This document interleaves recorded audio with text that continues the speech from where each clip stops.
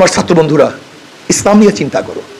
দেখো, একটা negative positive. প্রথম যদি আমার নেগেটিভ ভাব নিয়ে চিন্তা ভাবনা করো, তাহলে তুমি হাজারো নেগেটিভ আমার মধ্যে পাবা। কি কথা ঠিক না? আর পজিটিভ মেজাজ নিয়ে যদি চিন্তা ভাবনা করো, তাহলে হাজারো পজিটিভ আমার মধ্যে পাবা। তোমার সেন্সটা কি? তুমি কি আমাকে নেগেটিভ, যদি তুমি মনে করো যে আমার মধ্যে কিছু নেগেটিভ খোঁজ করতে চাও, খোঁজ করতে পারবা। যেমন ধরে নাও, বক্তৃতা করতেছি, বলবো যে হুজুরে মুরব্বী মানুষ, তার সামনে হাত নাড়ায় কথা বলতেছে কেন? এটা তো বেয়াদবি। কি নেগেটিভ আছে কি নেই?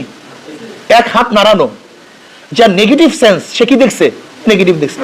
কিন্তু তোমাদের মধ্যে পজিটিভ সেন্স আই মিয়া, তুমি জানো না যে বক্তৃতার সময় হাত না নাড়ালে বক্তৃতা আসে না? একই হাত নাড়ানো, সেন্স দুই দরকার। যার নেগেটিভ সে নেগেটিভ পেয়েছে, আর যে পজিটিভ একই হাত নাড়ানো। অর্ধ কাপ চা যেখানে ঠিক থাকে, অর্ধেক কাপ চা নিয়ে আসছো, আর যে পজিটিভ অর্ধপূর্ণ, একই অর্ধেক কাপ চা, কিন্তু সেন্স ভিন্ন। যে ভালো দৃষ্টিতে দেখে তার সেন্স থাকে এক ধরনের, যে খারাপ দৃষ্টিতে দেখে তার সেন্স থাকে ভিন্ন ধরনের।